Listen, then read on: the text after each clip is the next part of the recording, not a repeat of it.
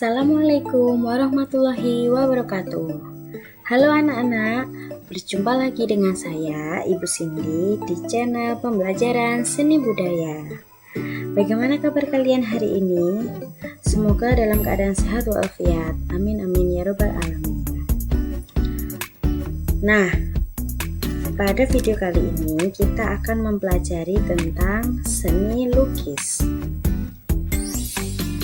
Sebelum masuk ke materi, Ibu bacakan kompetensi dasar dan tujuan pembelajaran tentang seni lukis pada video kali ini.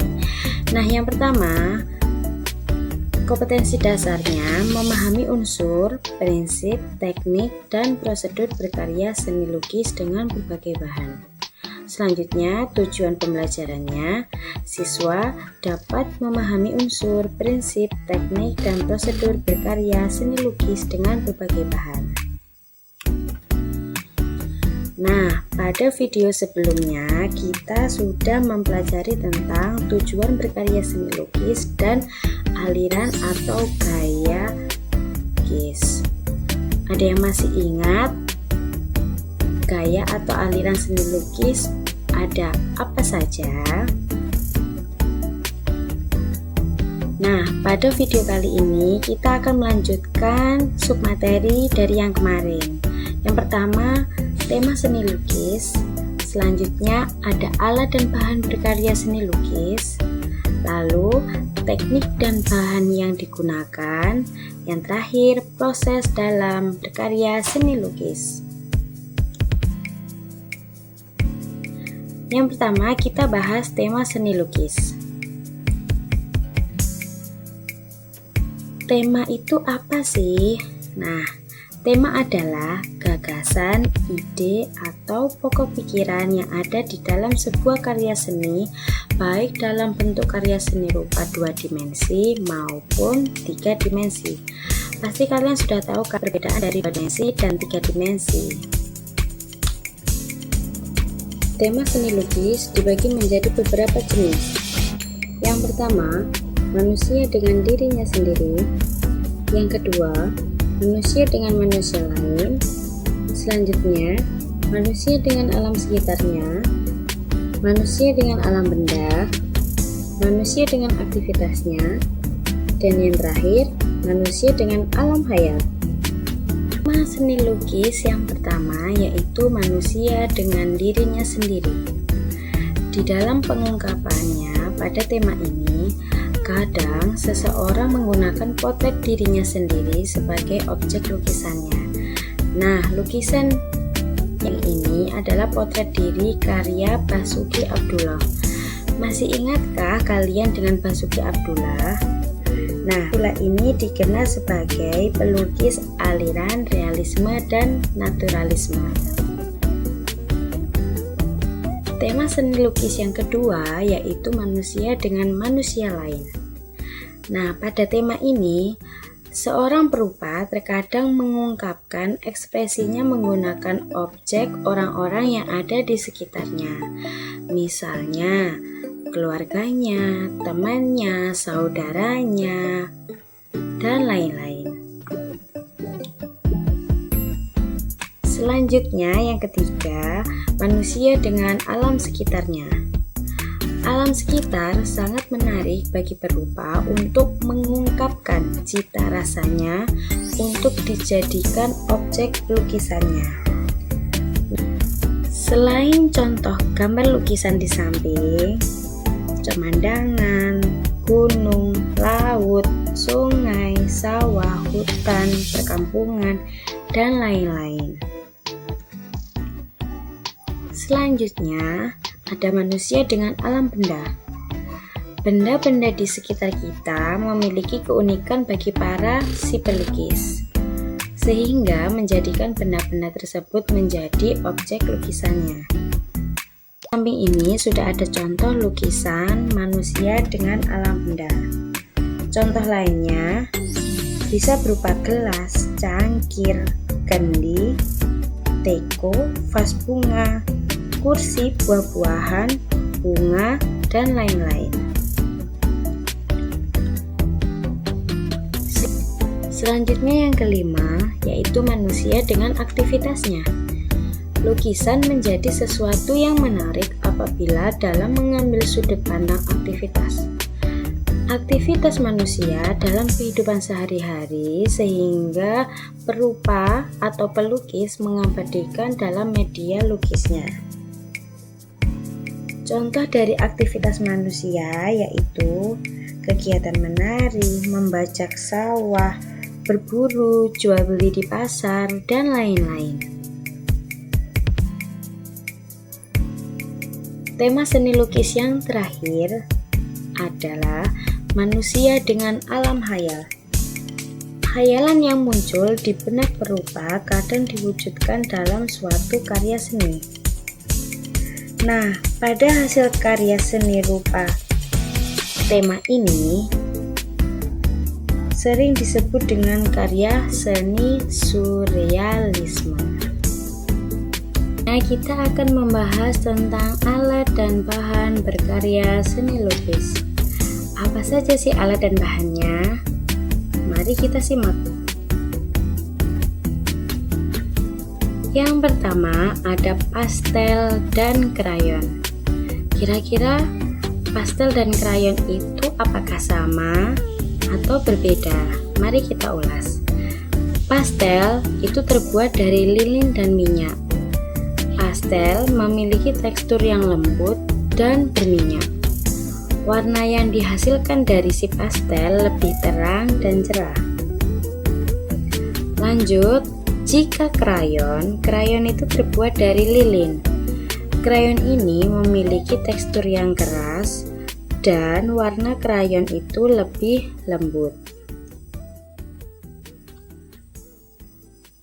Selanjutnya ada cat atau pewarna. Nah, cat pewarna ini ada beberapa jenis. Yang pertama ada cat air. Air ini berbasis air. Pengencernya adalah air. Nah, dibagi menjadi dua jenis yaitu watercolor yang bersifat transparan dan postercolor yang bersifat plakat. Bahan utama dari cat air ini berupa pigmen halus atau serbuk warna. Selanjutnya ada cat minyak. Cat minyak ini memberi efek cerah serta memberikan tekstur yang sangat bagus. Tapi kelemahan cat minyak ini pada baunya yang sangat menyengat. Lukisan cat minyak biasanya menggunakan media kanvas. Selanjutnya ada cat akrilik. Cat akrilik ini sebenarnya adalah cat plastik yang tersedia dalam bentuk pasta dan dikemas dalam semacam tub. Ini cenderung kering dan cepat. Selanjutnya ada postercolor. Postercolor ini cat air yang bersifat opaku atau menutup. Selanjutnya ada kuas. Kuas merupakan alat yang digunakan untuk menguas atau cat ke media lukis. Jenis dan bentuk kuas beragam-ragam, mulai dari bentuknya, ukurannya, serta harga yang sangat bervariasi. Nah, gambar di samping kita lihat bentuknya ada yang lancip, ada yang pipih, ada yang tebal, dan ada yang tipis. Selanjutnya ada pisau palet. Pisau palet ini terbuat dari aluminium tipis. Fungsinya untuk mencampur cat.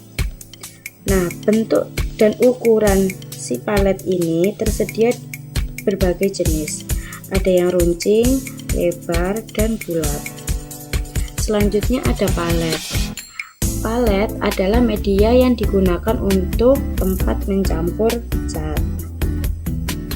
Ada kanvas. Kanvas merupakan bahan media yang umum dipakai sebagai media dalam melukis. Kanvas menggunakan bahan linen atau bahan katun. Pasti kalian sudah tidak asing lagi dengan kanvas untuk media lukis. Selanjutnya kita bahas jenis lukisan teknik yang digunakan dalam berkarya seni lukis. Yang pertama ada lukisan cat air atau akuarel. Nah, lukisan cat air atau akuarel ini bahan yang dipakai dalam teknik ini cat air yang berbentuk pasta dan dicampur dengan air. Teknik akuarel adalah melukis dengan sapuan warna tipis sehingga hasilnya akan transparan. Selanjutnya ada mozaik. Teknik mozaik adalah teknik menempelkan pecahan atau lempengan kaca yang berwarna-warni pada media lukisan sehingga membentuk objek tertentu. Teknik mozaik ini dibagi menjadi dua, ada mozaik biji, yang kedua ada mozaik kepingan-kepingan. Mozaik biji ini contohnya bisa menggunakan biji kacang hijau, jagung, padi, kedelai, beras merah, dan lain-lain. Jika mozaik kepingan-kepingan contohnya ada potongan kaca, potongan pecahan keramik, daun, kertas, kayu, dan lain-lain sesuai dari kebutuhan kalian. Selanjutnya ada lukisan kaca. Teknik lukisan kaca menggunakan kaca, timah, kuningan, dan tembaga sebagai penyambungnya sehingga membentuk suatu lukisan. Selanjutnya ada lukisan batik. Lukisan batik tekniknya hampir sama dengan tata cara membatik pada umumnya, yaitu dengan menutupi permukaan kain dengan lilin atau malam pada si batik. Yang terakhir ada prosedur berkarya seni lukis. Di sini ada 5 tahap. Yang pertama adalah memunculkan gagasan. Nah, mana cara memunculkan gagasan ini? Bisa dengan mengembangkan imajinasi kalian atau melihat objek secara langsung, mungkin dengan pergi ke pasar atau ke pantai atau ke hutan atau yang lainnya. Bisa pula dengan melihat buku, majalah, internet, dan lain-lain. Selanjutnya, membuat sketsa. Sketsa adalah gambar awal yang akan dijadikan atau dibuat lukisan. Setelah membuat sketsa, selanjutnya menentukan media berkarya atau bahan dan alat. Nah, sebelumnya tadi sudah dibahas bahan dan alat untuk berkarya seni lukis. Bisa menggunakan karton, HVS, kanvas, atau mungkin menggunakan cat minyak, cat air, akrilik, dan lain-lain. Selanjutnya, menentukan teknik. Bisa menggunakan teknik akuarel atau teknik timbul atau mozaik dan lain-lain sesuai dengan selera kalian. Nah, yang terakhir, jika sudah melaksanakan keempat prosedur itu, yaitu mewarnai dan menyempurnakan lukisan. Ini ada yang ditanyakan? Jika tidak, kita akhiri pembelajaran pada pertemuan kali ini. Terima kasih, tetap semangat. Wassalamualaikum warahmatullahi wabarakatuh. Sampai jumpa.